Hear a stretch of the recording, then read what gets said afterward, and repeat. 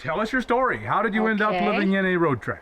My husband passed away about 9 years ago, and your whole life changes when that happens, and I wanted to decide what I was going to do when I grew up.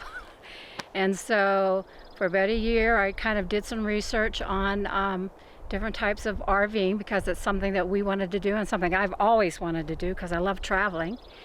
So I did some research, and the first thing I started off with was a huge 40-foot Class A RV motorhome, which I loved. I did that for 4 years.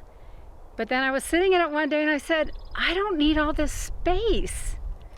And so I was looking around, and so I started to get on these websites of just RV living to see the smaller types of RVs.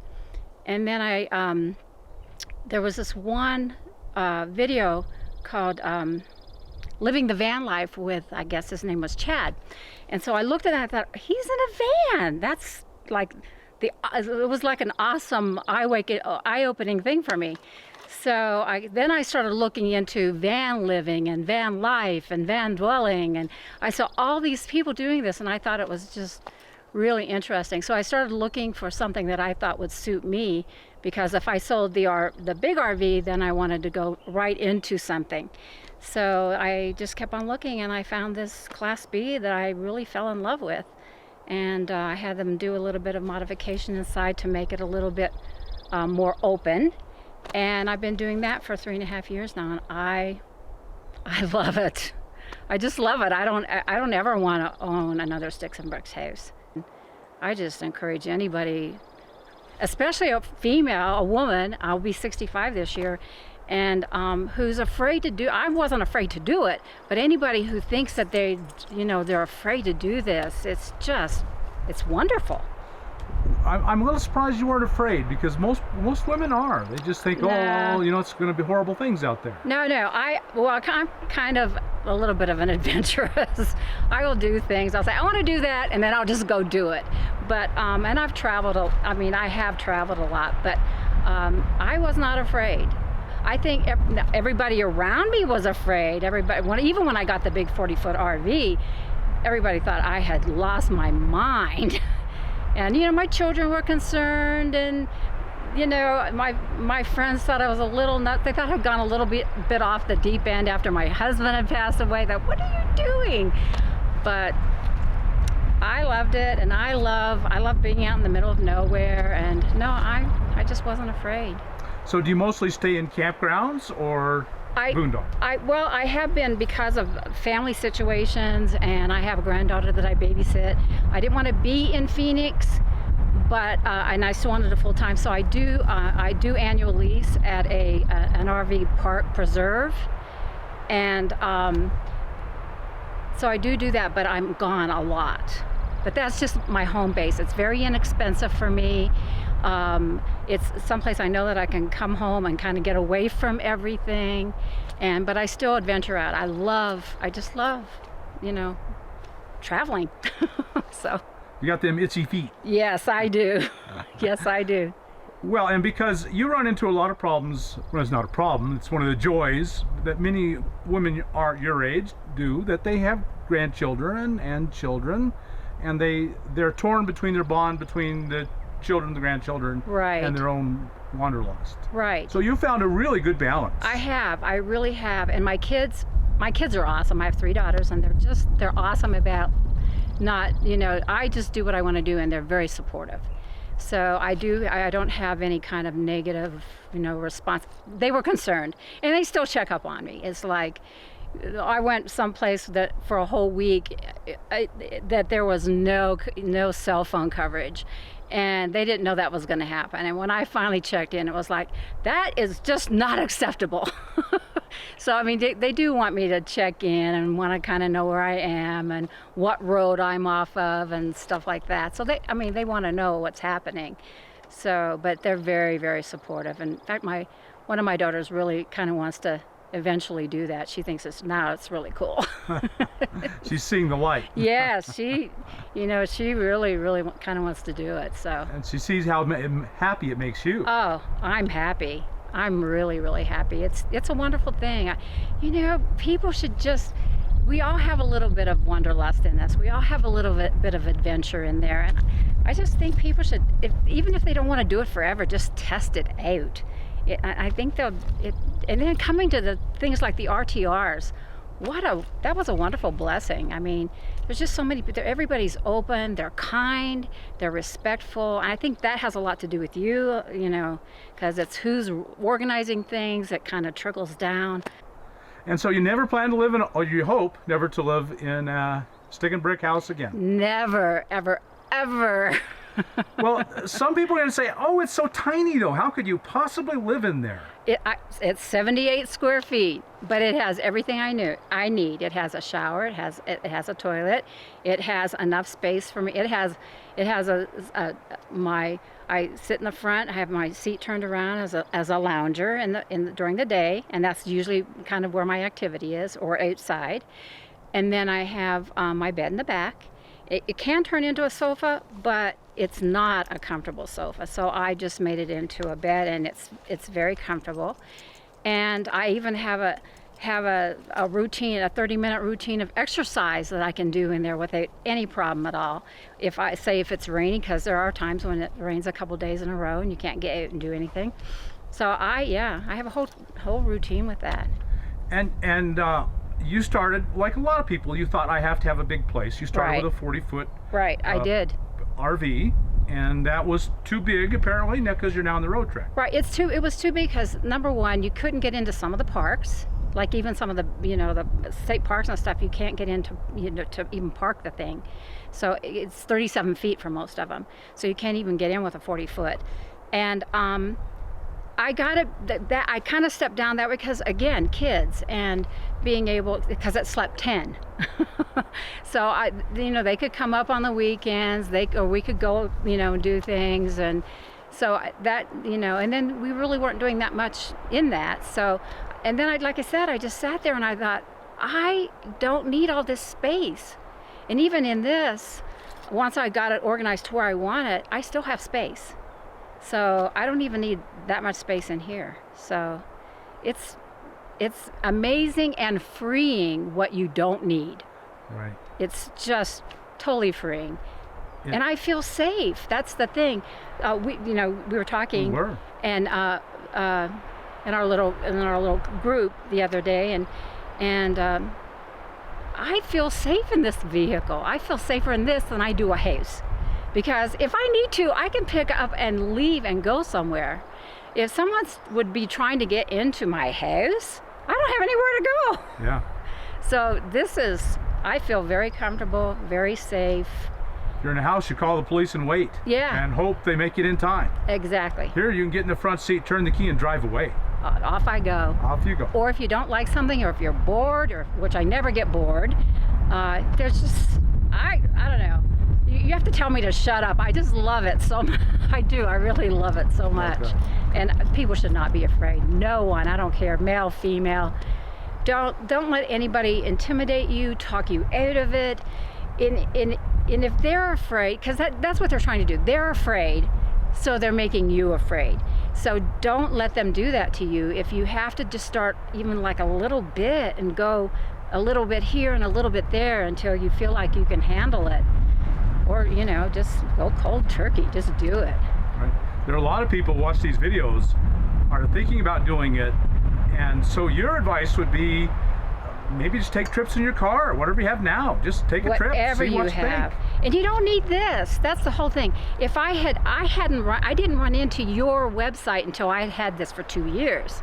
So if I had that, I would have maybe even done it differently, because now I have all these ideas, and I thought, I could help somebody do this or that, or there's just so many ideas you get once you have it, and very inexpensively. It doesn't have to be expensive at all. So no, I love it. Well, great. Well, we take a look inside your Roadtrek, and you can show us just how wonderful it can be. All right. There we go. Well, I would think one of the things you loved about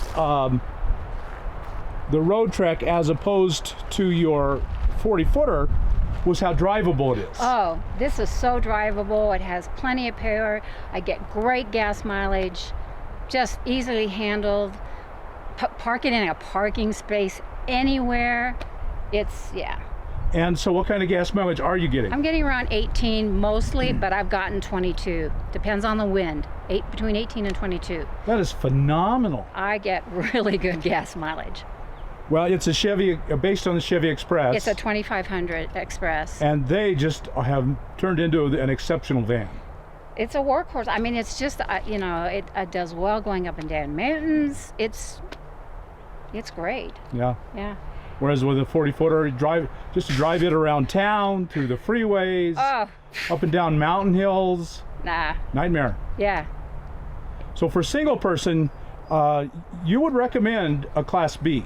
I would, especially if you're a little bit concerned at first about starting out, you know, and if you can do it.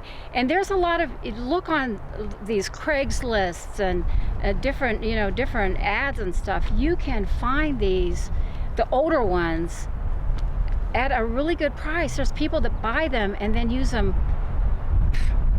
I don't know, a dozen times. They may have 10,000. I bought this one used. It had 18,000 miles on it. Oh man.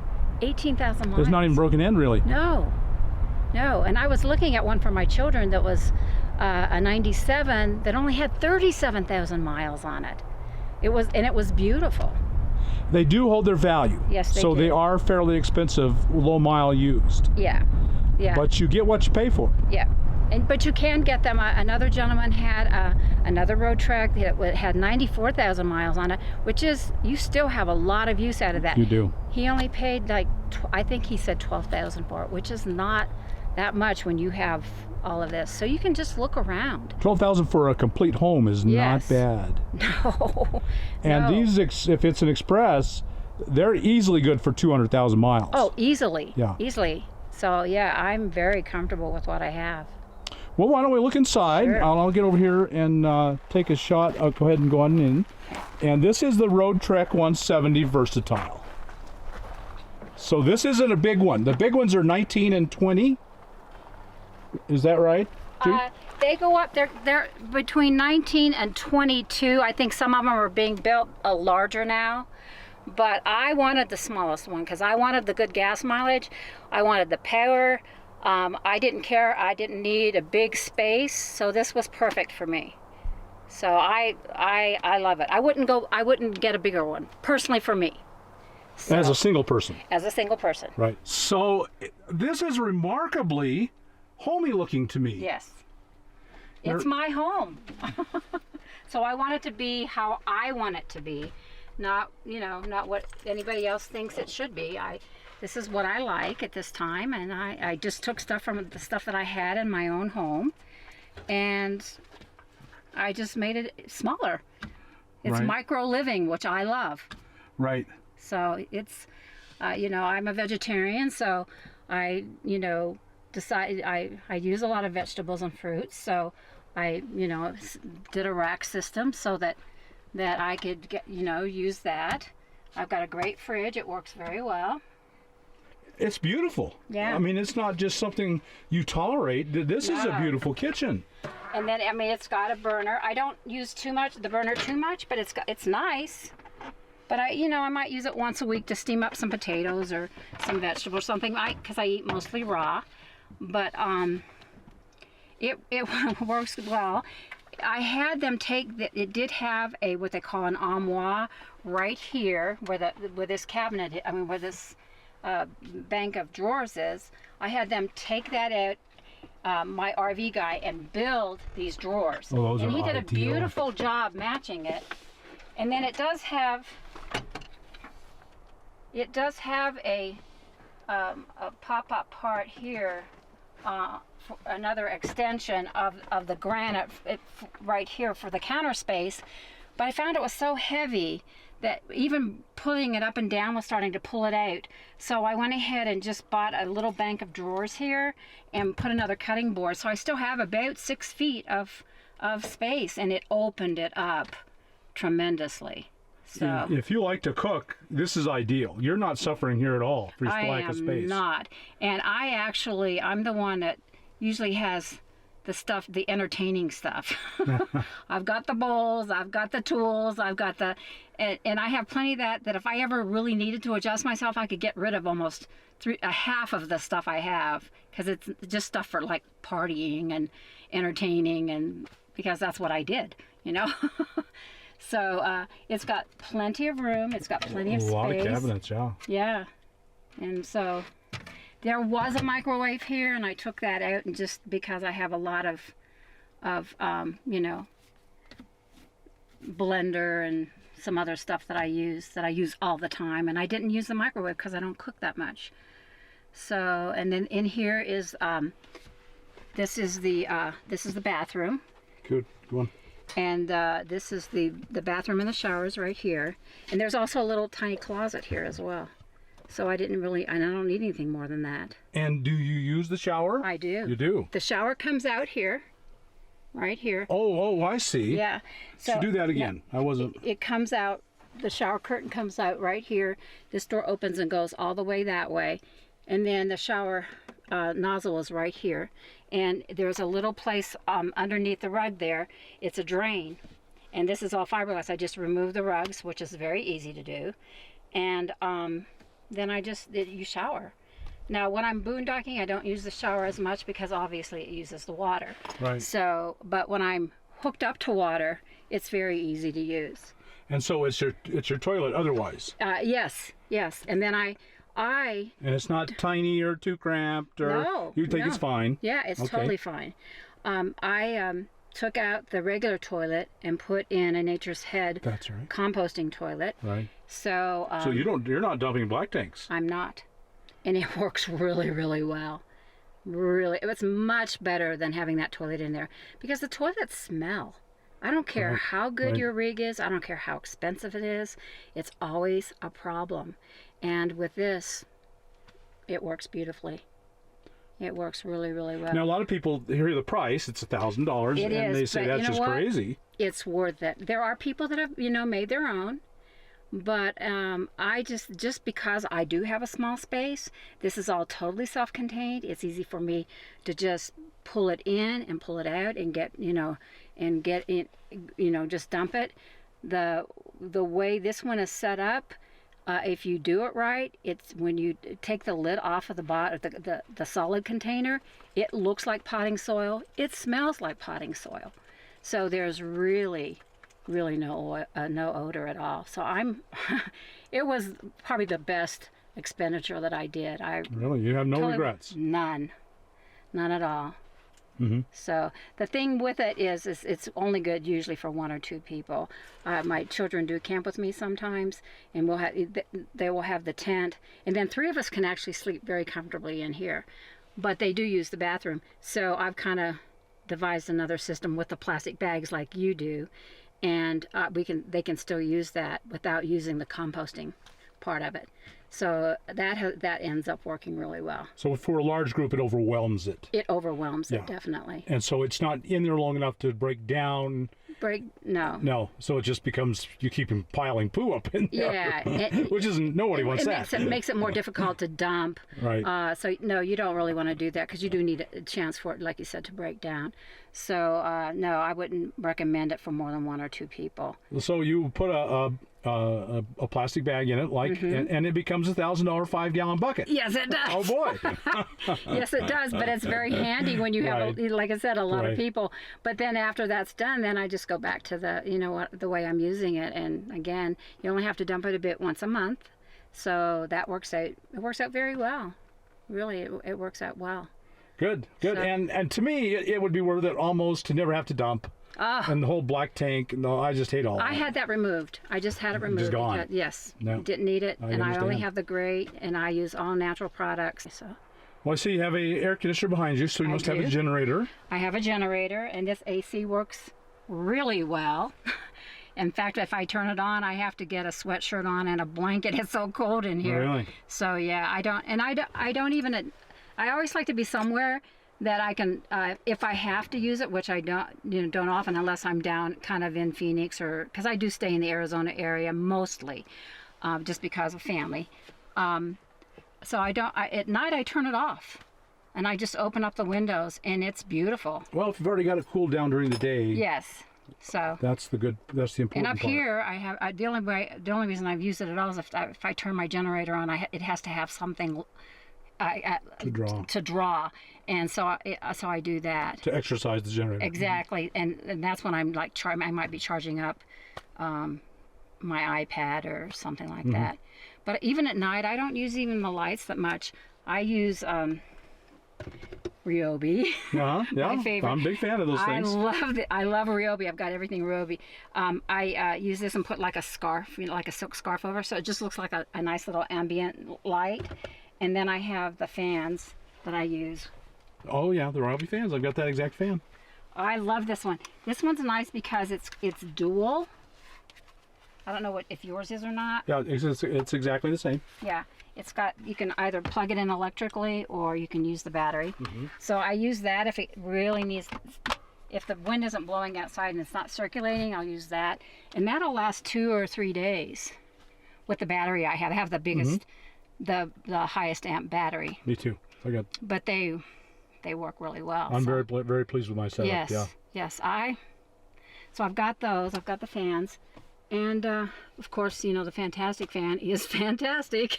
It really is. There's no question about it. You get your money's worth with a Fantastic Absolutely. fan. I don't even know what you say about them. They're just really, really good. So, and I have a TV and a DVD player and all the works. This has an incredible surround sound in it. But I don't really watch TV that much, and if I do, it's usually DVDs. So I'm actually thinking about getting rid of the TV and just getting a portable DVD player. Sure. So it's very pleasant. Very, very comfortable. Just up. And cozy feeling. Very cozy. Very cozy, very comfortable. And I'll stick my head in the toilet, the bathroom. And it's tight. You'd have to have the door open to use it. Yes, you do. But so the door becomes kind of the one of the wall. Well, you got the shower curtain goes around. Yes. Here's the shower curtain. Yes. This looks we're pretty tight here. This is the shower curtain, so it will just pull around and become do the whole circle, and then and just shower out here. Pull back the rug and shower out here, and there's the Nature's Head. Nature's Head toilet, $1,000 toilet, which everyone I know who has one loves it. No one has ever said, "Oh, what a big waste of money that was." They've all said it was well worth every penny. Fridge, full running hot water, nice storage above, all around. Very great height. Even a fairly tall person could be in here. I'm 5'8", and I got plenty of room. I've had people in here easily 6 foot that do just fine. Anything other than that, I think they duck a little bit. Yeah. But ducking a little is not so bad. No, not at all. But boy, it feels good. Yeah, it's really feels nice. good. I love it. Very, very nice. And then this passenger seat swivels, so it comes around. Swivels. And this lounges way back, so you can really lounge. Kind of like a recliner. And this seat actually, because this is more storage, but this seat comes forward like this, so you even have it closer, so that you can,